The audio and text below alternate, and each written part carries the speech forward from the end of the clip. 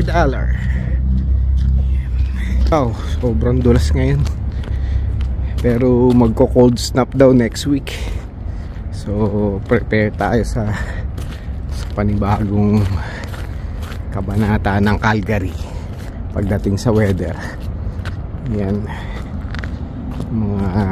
May meeting pa daw kami, safety meeting, dahil meron kaming bagong presidente. Nabenta na yung company namin. So may mga policy. Actually hindi naman nabenta, parang gano'n na rin siguro kasi nagbago ng presidente. Siya na yung pinakamaraming shares ng stock. So kailangan papakilala ngayon, tapos sabay na rin yung safety meeting namin. Hello guys, gandang gabi. Ayan, halos kakauwi ko lang. Luto ako ng isda, yung pampano. Pasensya ng bulol, pampano. Ayan, piprito ko lang to. Sternohan ko ng okra. Sarap to, may suka tsaka bawang. Tapos konting bagoong. Kasi to, yung wings, baon nila to para bukas. Ngayon pala. Ano? Sabi ko pampano. Pampano pala, pangpanot daw eh. No? Hindi ako nagsabi nun, siya nagsabi nun. Ano yung mga nakalkal mo? Ano yung mga dumating? Daming kalat ah. Yung pangalan mo, yung... Alin? Yung sa... Alin? Yung... sa printer. Di ba mayroon tayong monthly na... Hindi naman monthly, parang...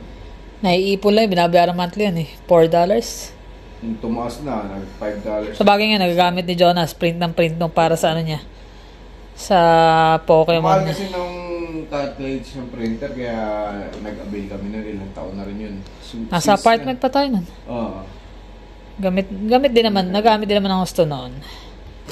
Kaya nga lang, kaysa nga naman bibili ka pa, magkano rin yun. Yan, monthly na dumarating. Tsaka na naka-collect sa kanila yun, alam nila pag wala ng tinta, magpapadala. Tsaka nagamit natin ito yun, nag-apply tayo ng mga citizenship, ng kung anik-anik. Tapos ngayon, nagagamit nga ni Jonas kasi nga, yung pag nag-send siya ng mga order, piniprint na lang niya. Piniprint na lang yung mga address tsaka yung mga pangalan. Ano siya eh, meron registered na ano niya eh. Sabi ko, patay ka niyan, papile mo din sa taxi yan. Ay, yung ano niya, yung... Dumating na yung ano niya eh, para magtatap ka pag magbabayad. Eh sa Saturday, mag-ano siya. Pupwesto siya dyan sa may Horizon Mall. May ano, may parang mga event. Sa may mismo, parang sa center yun, di ba? Mag-ano sila ng mga table, mga magtitinda ng Pokemon. Iba-iba, no? O puro Pokemon lang? Iba-iba natin. Iba-iba. May mga Pokemon. Eh, kasama daw niya si Jermaine. Si Jermaine ang kanyang assistant. Pero pupunta din namin, papasyalan namin. Ayan na yung pampano. Tsaka okra. Tapos may tira pa kami munggo last time. So, initin na lang din yun. Sasawan, silit, toyo, tsaka kalamansi. Sa okra ito naman. Garlic, vinegar, tsaka konting bagong. Ito na yung card ni Jonas eh. Pokenas. Yan, paalan niya. Pokenas Shop. Card niya yan. Business card yes. Kita ba yung kabuhayan mo? Okay. Ito pa isa. Mag-start na rin daw siya. Winithdraw na yung stocks niya. Ha? Tinanggal na yung mga stocks niya. Mayroon siyang nakaano na stocks. Bumili siya, i-withdraw na. Mag-i-invest na siya sa ano ng kuya niya. Makikishare siya. Sure ka na? Sayang yung stock mo Nakuha ko na. Yung mga nakuha niyang pera, doon niya nilagay eh. Nak, magsukulay ka naman. Haba ng buhok mo. Bigyan mo sa akin yung kapal ng buhok mo. siya pinamakapal ang buhok sa amin. Bagay ng bata ko makapal ang buhok ko eh. Wala na. Nalagas na. Ayun kakauwi lang namin. After maghapunan, nag-pick up kami ng ano niya. Kirby. Burrito niya si Kirby eh. Burrito, ay naman pa. Game Boy pa lang yan eh. Buti pa lang si Kirby, magaling lumangoy. Ako kasi hindi.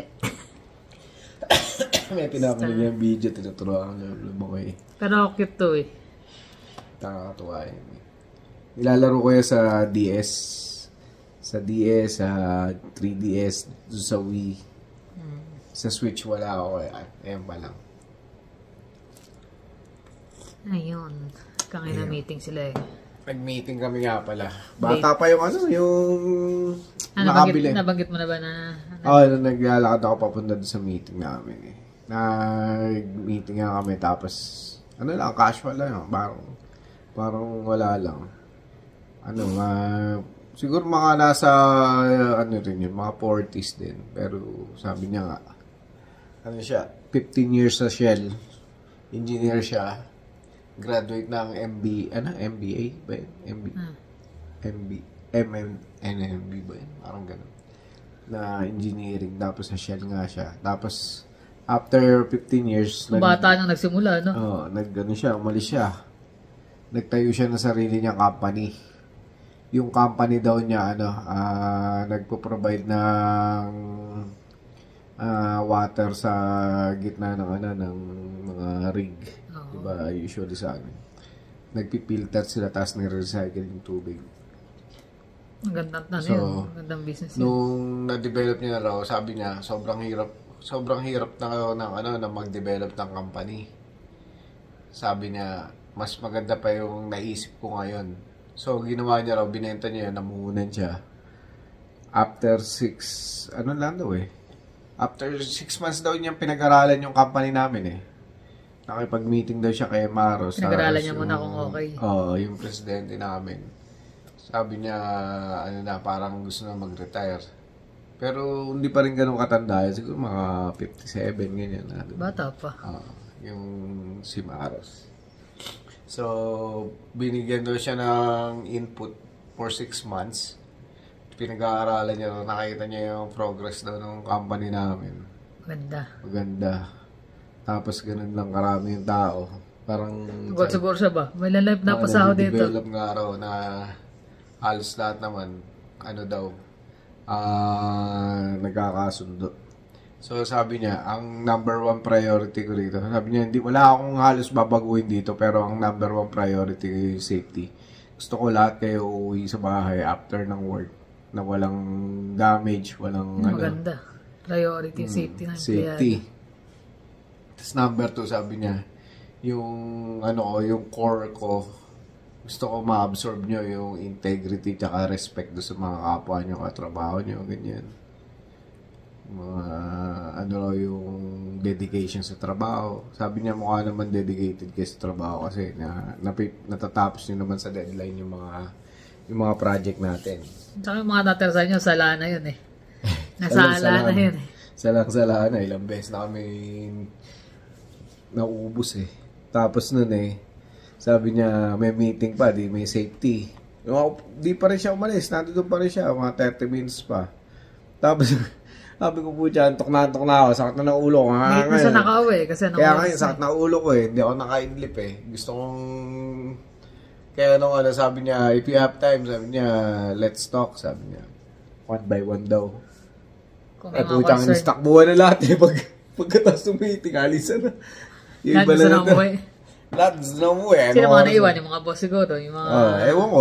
Kaming, nag-aalisan eh. Siyempre, may mga concern doon. Yung mga nasa taas. Yung magiging bagong nila. Tsaka gusto niya nga raw. Pero mo, ngayon lang nakakita ng presidente. Presidente ng kumpanya. 1 week mag-i-stay sa bawat department. 1 week dito, 1 week dito.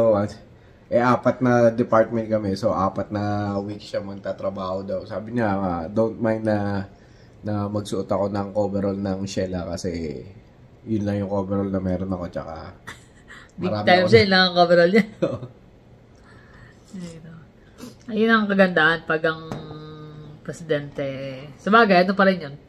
Pwedeng mapaganda, pwedeng mapasama. Maraming, syempre, usapan pa lang yun. Tsaka lalo pag bagong ganyan, syempre, sabi niya wala siyang babaguhin. Pero pag nakita, ayoko nito. Gusto ko nito. Meron pa rin yun. Pero syempre, waiting na lang sa ikabubuti ba ng kumpanya. Yung parang politiko yan eh. Syempre. Pero hindi papalitan ng pangalan. Hindi pa alam. Hindi pa namin alam. Kasi sa amin, nung ano lang din eh, binenta din yung pinapasukan kong retirement home nung December. So ngayon bago din yung owner. Same company pero bago ang owner. Yun, ngayon medyo nagkakaroon na ng mga ano. Conflict na. Yung mga conflict na. Sabi, wala rin silang babaguhin. Ganon din ginawa nila eh. Ganun din. Wala rin maging pagbabago, sahod. Pero tong last sahod, parang medyo mas mababa. Dami nagsasabi mas mababa daw. Mas mababa? Sabi. O ba't wala silang Kaya ako hindi ko pa alam kasi hindi pa full yung ano ko, diba? Dahil nga wala ako ng 1 week nung nakaraan, bakasyon.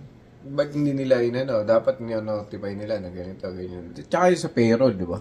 Iba eh, iba kasi yung format nila eh. Hindi gaya ng isa. Ito naka-indicate siya kung ano yung deduction pero magulo kasi nga may vacation pay na nakahiwalay, may nakahiwalay na sick pay. Iba-iba. Kaya yung sa amin, kaya pala binago, no? May hint na eh, no? 6 months na raw siya. 6 months na ako pabalik-balik dito, sabi niya. Hindi nila napapansin. Hindi namin napapansin kasi nga, sa opisina na siya. Maganda rin naman yung sabi nakita niya yung progress ng company. Tapos binago nga yung ano namin, di ba? Mas malinaw na. Yung pay stub na? Mas malinaw na. Pero mo pag nag-in ka ng, sabi mo ng 5:50, ba 6 o'clock kami, 5:50. Parang bayad pa rin yung yung mga ilang minuto na. That's good. Sa amin, malalaman ko sa next pay stub. Ngayon kasi hindi ko pa ma-compare kasi hindi pa yung full. Mas madali siyang compare kapag yung same hours. Nakulay niya si Kirby, oh. Si Lolo. Kakulay ka. Pati yung medyo may red-red. Pati yung pisngi. May red-red. Ayun, may red-red nga yung pisngi, oh. Ayun, may red-red yung pisngi. Otot mo. Meron din siya dito. So yun, ano nga yung mga ganyang company? Depende sa ikabubuti or hindi. Maraming mga ganyan nangyayari. Sa akin na, di ba, member din ako ng committee ako ng Safety committee. OHS. Kanina sabi, next month, diba na raw mangyayari. Ano na? Yung mismong nasa head office, pupunta na. Isa sa mga boss doon. Iti-train kami every time. Training, may seminars. Yan ang ayoko. Tapos, every once a month, gaya ko, committee ako. Check ko yung buong kitchen. Meron bang unsafe dito? May ganyan-ganyan. Ang mahirap doon, extra work. Pero sabi nga nung namin, chairman, sabi niya, ang kagandahan nun, sure na safe kayo. Madulas kayo, sulat mo, report. Kung dumating yung time na magka-problema, at least maipapile nyo yan. Mababayaran kayo ng maayos. Kesa naman, nadulas na kayo, binaliwala nyo lang. Yung pala, nagka-problema kayo sa likod nyo or at least may habol kayo. Kaya kagandahan daw na yung company na bago ngayon na tutok sa ganyan. Kahit extra work, mas sigurado naman yung safety ng mga empleyado. Mas formal na yung kahit sa amin, ganun din maganda na ngayon. Yun lang, madadagdagan daw ang paperworks kasi yung mga report, mga incident report, lahat yun. Lahat. Near miss, mga ganun. Mga ganun bagay. Pero makakabuti rin lalo sa inyo kasi delikado talaga sa inyo. Sa amin, mga crane. Kaya nga lahat kami, pinakuha ng course para sa crane. Yun, marami pa rin makukulit. Wala, hindi pa rin hindi pa rin kumbaga, nakagawian na yun ng mga matatanda din Yun ang mahirap matatanda. Sila yung makakulit. Hindi na. Ginagawa ko na yun na matagal. Ba't ko pagagawin na yun? Kaso nga, gaya nga niya, mabagsakan ka lang ng isa talagang sigurado. Matay ka na talaga. Either lulumpuhin ka or deads. Sa lalaki ng tubo nila. Mahirap din naman, mahirap. Kasi parang kang makakapano naman kung ano ba talaga ang nito. Ang gusto nito sa kumpanya, ganyan. Siyempre, makakapaka. Di kagaya ng dati namin, simula. Although, marami siyang natanggal na tao. Dahil nung hindi rin, nung nagtanggalan, bagong upulan din siya nun halos. Wala Abang-abang lang talaga. Maganda. Ang thankful kasi may trabaho. Yun nga lang, yung mga magiging pagbabago. Adjust na lang. Marunong naman tayo sa mga ganyan pag-adjust. Kaya lang, syempre, kung alam natin too much, Problema namin ngayon yung pagbabakasyon kasi pare-pareho. Yun na nga. Kasi diba nagpa-plan kami magbakasyon sa October. Gaya niya, bago yung owner nila, bago yung owner sa amin. Sana mapayagan. ang plano namin is 1 month dahil nga ilang days kami sa Japan, 5 or 6 days, the rest sa Pinas. Siyempre, biyahe pa, pagbalik mo rito, kung magti 3 weeks ka, kulang na kulang. Pahinga ka pa dito ng mga 1-2 days, siyempre. Pahinga kahit isang araw para makabalik sa trabaho. So, doon pa lang. Tapos pag umalis ka rito ng A1, pagdating mo doon, A2 na. Parang kahit hindi full day ang biyahe mo, parang ganun pa rin. Kaya sana papayagan. Sabi nga ni Jonas, paano yun? Si Jonas nagpaalam na. 1 month ba yung kay Jonas? 3 weeks ang binigay sa kanya. 3 Pero weeks. kakausapin niya yung mga kasama niya kasi ganun ginagawa nila eh. Sapuhan muna sila. Kung may sasapu naman, okay lang daw. Yan. So, we'll see. Pero talagang... Sa amin, hindi sapuan eh. Ano? Sapukan eh. Pagdating mo pa lang, ba't ngayon ka lang dumating? Dami trabaho. Hinap din naman kasi yung trabaho ko lang ng trabaho hanggang sa ano. Kumbaga, hindi mo na na-enjoy ang buhay. Kanina nga, nagkikento kami nung Ukrainian ko na, ano pangalan nito, yung maintenance. Sabi niya, ang lungkot pala dito, sabi niya. Hindi kagaya sa Europe. Kasi palipat-lipat daw siya. Germany, Russia, Ukraine. Sabi niya, sa Europe, sabi niya, paglabas mo pala ng bahay, mga 100 tao, makikita mo agad. Mga naglalakad, mga nagkagantuan. Hindi talaga dito eh. Sabi ko sa Europe, ganun? Oo, sabi niya. Baka depende mo sa part ng Europe. Nakapunta rin siya, Germany, tsaka sa sa Russia, ganun daw. Ukraine, ganun din. Dami rin tao, lagi. Sabi niya, masaya. Masaya dito, sabi niya ganyan. Lahat may kotse. Doon, hindi lahat may kotse. Kaya makita mo, maraming lalakad, nagbabike, nagbabas. Sabi niya, dito, halos lahat, nakakotse. Wala kang makita. Sabi niya ganyan. Tapos, wala kang makakwento. Akala mo, nag-Christmas daw siya. Dalawa lang sila nung kaibigan niya eh. Nakakalungkot din naman yan. Parang, pag nasanay ka na maramihan talaga na nagpa-party, medyo malungkot talaga yun. Tapos sabi niya, sa mga panong, sabi niya, akala mo, babae yung kasama kong kaibigan. Lalaki eh. Dalawa kami lalaki. Walang asawa? Wala, bata pa yun eh. Parang mga nasa kaya nga, nasanay 27, mga ganyan na. Ay, mga ganong edad, sanay yun sa mga labas-labas eh. Gimmick. Dito niya, kasi talaga, trabaho. Trabaho, sabi niya ganun. Nakakatamad, sabi niya ganyan. Buti nga kami, maintenance. Minsan pinapapasok pa ako na Sabado. Sabi niya, hindi ko na pumapasok. Pagod na ako eh. Nag-aayos siya ng mga pintuang hangin eh. Tapos sabi niya, sa Pilipinas ba, ganun ba? Tinatanong niya. Kwento rin ako. Masaya sa Pilipinas. Marami rin kakakong tao doon. Marami na nga Ukrainian din doon eh. Sabi, dahil napapanood sa mga vlog, di ba? Mga naglipatan na. Sabi niya, dito puro trabaho lang, nakakatamad, sabi niya. Gusto ko nang bumalik. Lalo bago lang siya rito. So, hindi pa siya naka-adjust. Pero yung siguro isang taon na rin sa amin yun. Ano pa rin yun? Bago sa amin isang taon, pero ewan ko kung kailan. Hindi gaya natin na ilang taon na tayo rito, nasanay ka na sa ganong buhay. Pero syempre, gaya na yan. Talagang isisingit mo yung Sinano ko, kung nandito yung family niya, wala raw, siya lang daw mag-isa eh. Ay, kaya. Naiwan daw dun yung family niya eh.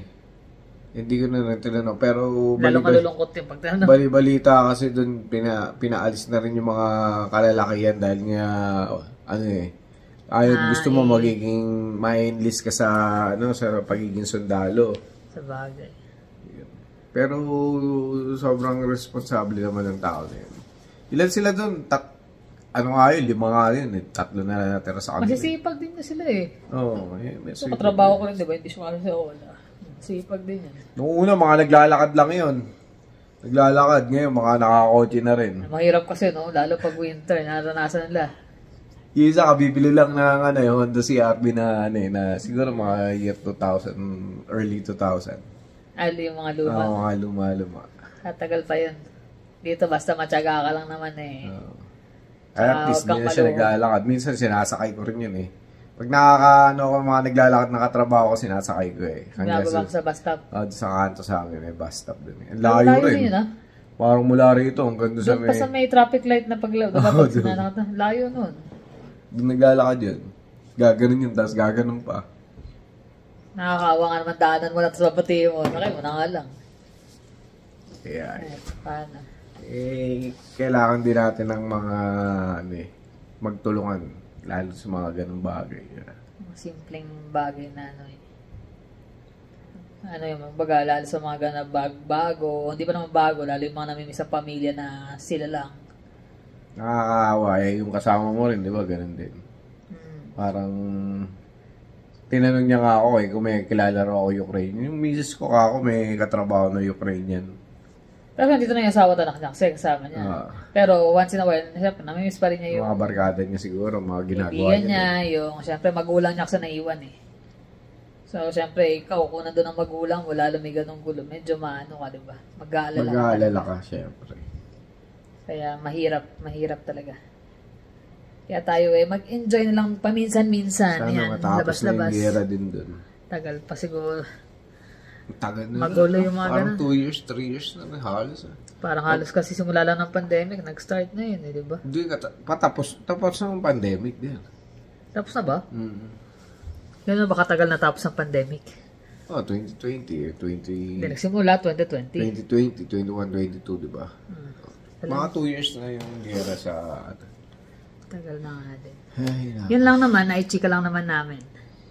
Kaya kami magpapahinga na rin maya. Waiting lang kami kay Jonas eh. Kumikita ang kabuhayan yung isang yun.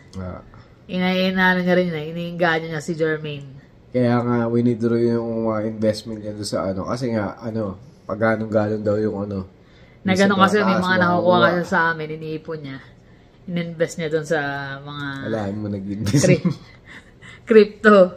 Kumita siya. Alam niyo ba, pag ang nangyayari doon sa konting kinikita doon sa YouTube namin, pinapadala namin kay Mami. Number 1 yun. Tapos yung number 2, si Jermaine. Yun lang. Doon na napupunta. Pero meron kaming pinag-iipunan na magiging katas din ng YouTube. Papakita namin sa susunod. Pero pinag-iisipan pa. Pinag-iisipan pa namin. Kaya, alam nyo naman kami, medyo sa pera, di ba? Kuripot. Hindi naman sa kuripot. Lang kami. Pag di kailangan masyado, pwede naman bago may bumili ng bagay na kailangan ba natin? Kung hindi magagamit, wag na lang. Ito nga, binarat ko lang. Kala nyo, nakapunta kami doon sa lugar na yun. Napakadilim ng lugar na yun. Nakakatakot eh. Puro trailer house siya. Dito sa may Northeast. Okay na sa trailer. Ang problema yung papunta doon. Asin, wala talaga. Rocky View, Rocky Mountain View ba? Rocky View County. Pero nasa looban talaga siya eh. Tanaw mo siya sa Stony Trail. Pero yung dadaanan mo, ang layo. Puro, kung mga napapadaan kayo doon, makakita nyo sa right side, pag papunta kayo ng north, puro trailer house yun. Pero maayos naman, di ba? Maayos naman yung kalsada. Yung daan lang papunta nakataas. Medyo madilim lang. Tapos, dilim talaga eh. Talahib, yung mga gilid-gilid. Turn left na, ayaw pa niya mag-left dito. Ikot siya. Hindi niya makita. Kahit ako, di ko rin kita eh. May left na pala dun. Ayun. Sa ilan naman guys, na-share lang naman namin ang aming mga kaganapan sa buhay. Abangan nyo rin yung namin. Pag setup ni Jonas ng table niya. Ako kasi sa Saturday, mag-setup siya ng... Nandun kami nun. Puntahan namin. Titingnan kasama niya si Jermaine assistant niya eh. So, bisitahin namin. Pero for sure sa umaga, baka tulungan natin siya mag-setup kasi malamang may mga bit-bit yun. Support lang namin ang aming anak kahit na malit na niya lang yun eh. Negosyo niya. Pinagkakakitaan niya eh. Happy siya eh. Kaya kahit na napopuyat siya, kaka-live sell niya. Ang mahirap lang kasi pag kuha niya ng mga boxes kasi medyo ups and down tapos maraming kakompetensya. Naka-collector din. Tapos minsan late na nakakawi galing trabaho. Pero hindi niya binibenta. Actually, hindi siya nagbebenta rito sa Calgary. Sa iba-ibang lugar siya nagbebenta. Online selling siya talaga. Nag-enjoy naman siya kahit napupuyat siya pero nag-enjoy. Na mahalaga rin eh. So, paano guys? Maraming salamat ulit sa inyong panonood. See you on the next vlog. Bye.